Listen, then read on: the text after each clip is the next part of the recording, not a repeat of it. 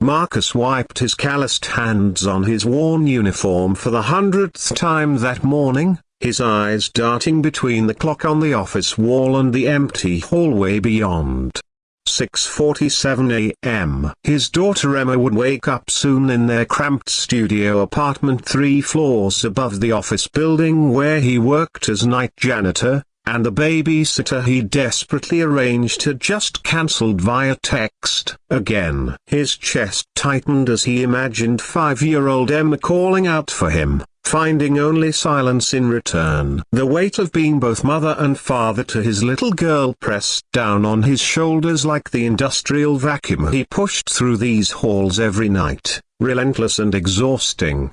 The echo of heels on linoleum broke through his spiraling thoughts. Marcus straightened, expecting to see Mrs. Henderson, the building manager who'd promised to help him find reliable childcare. Instead, a woman appeared in the doorway, her professional blazer slightly wrinkled, dark circles under her eyes that matched his own. But it was what she carried that made him do a double take. A portable crib slung over her shoulder like a designer purse, its folded legs catching the fluorescent light.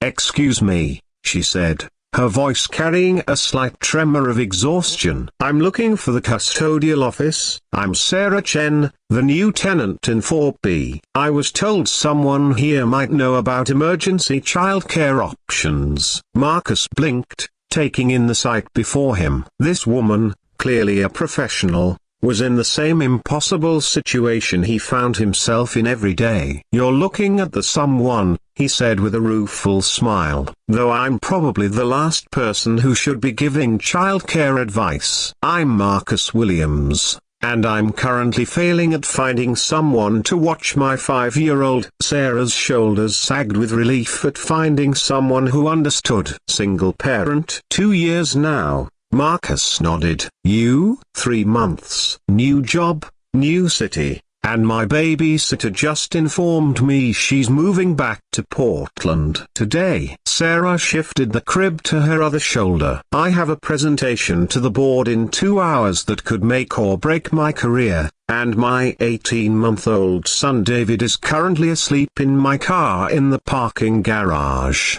The absurdity of their situation hit them both simultaneously, and despite everything, they shared a laugh that echoed off the empty walls. It was the kind of laughter that bordered on hysteria, the release valve of overwhelmed parents everywhere. "Wait," Marcus said, an idea forming. "What if we help each other? I know this sounds crazy, but I finish my shift at 7:30. And Emma's great with little kids. What if I watch David during your presentation, and maybe you could help me out sometime when I'm in a bind?" Sarah studied his face, looking for any sign of the predatory behavior every parent feared when trusting a stranger with their child. What she saw instead was genuine desperation mixed with kindness, the same look she caught in her bathroom mirror every morning. Still, caution warred with necessity. "I don't even know you," she said quietly. "You're right to be careful,"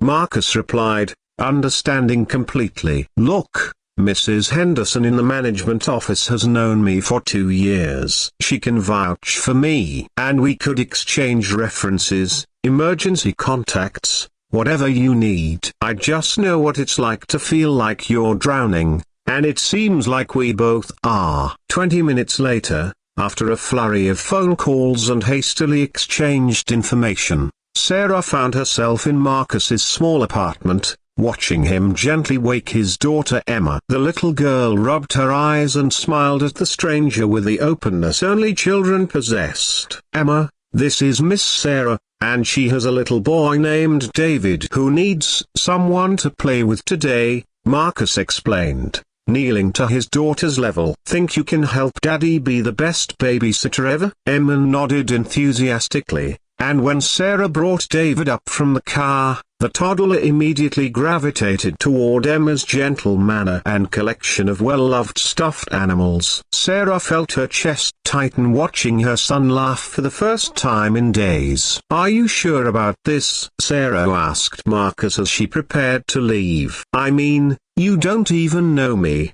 and David can be a handful when he's cranky. Marcus looked at David, who was contentedly stacking blocks with Emma, then at Sarah's face, a hope and worry warring in her expression. My grandmother used to say that sometimes angels show up carrying exactly what you need, he said softly. Today, maybe we're angels for each other. Sarah's presentation went flawlessly. For the first time in months, she wasn't distracted by worry about her son or guilt about inadequate childcare. She spoke with confidence about quarterly projections and market expansion, her mind clear and focused. When she returned to Marcus's apartment 3 hours later, she found both children napping peacefully on a makeshift fort of couch cushions and blankets. Marcus was quietly folding laundry nearby, moving with the practiced efficiency of a parent who'd learned to accomplish tasks in the spaces between a child's needs.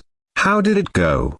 he whispered. "I think I just saved my job," Sarah whispered back, tears of relief gathering in her eyes. "Marcus, I can't thank you enough. David hasn't been this relaxed since we moved here." Over the following weeks, what began as an emergency arrangement evolved into something neither had expected: a friendship built on mutual respect and shared understanding. Sarah would drop David off before early meetings, and Marcus would bring Emma to Sarah's apartment when his evening shifts ran late. They traded parenting tips, shared grocery store runs, and discovered that their children had become inseparable. The turning point came on a particularly difficult evening when Emma came down with a fever and Marcus couldn't afford to miss work. His building contract was up for renewal, and he couldn't risk appearing unreliable. Sarah didn't hesitate to call in sick to her own job, spending the night alternating cool compresses on Emma's forehead while keeping David entertained and quiet.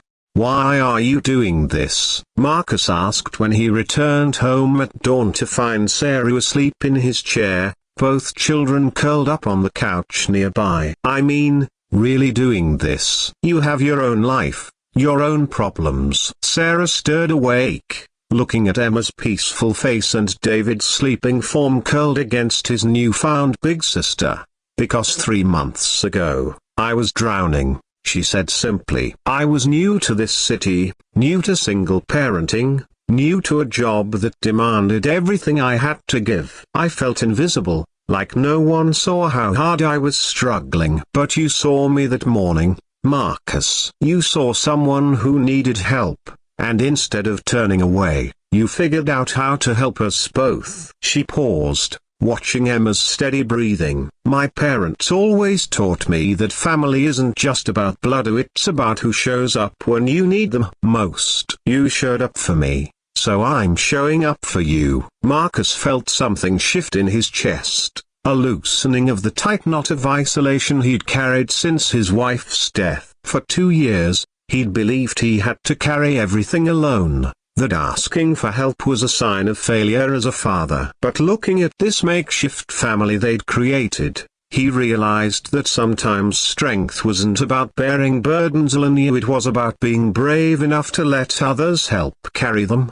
As the weeks turned to months, their arrangement became a lifeline for both families. Sarah's career flourished with reliable childcare, and she was eventually promoted to regional director. Marcus completed his CHT classes, as something he'd dreamed of doing for years but never had the support system to make possible. Emma thrived having a little brother to look after, and David blossomed under the attention of his chosen big sister. The morning that would have broken them both to a single father facing another childcare crisis, a single mother drowning in impossible demands, had instead become the beginning of something beautiful. They discovered that sometimes the family you need isn't the one you were born into or married into, but the one that forms when two people decide to stop struggling alone and start struggling together.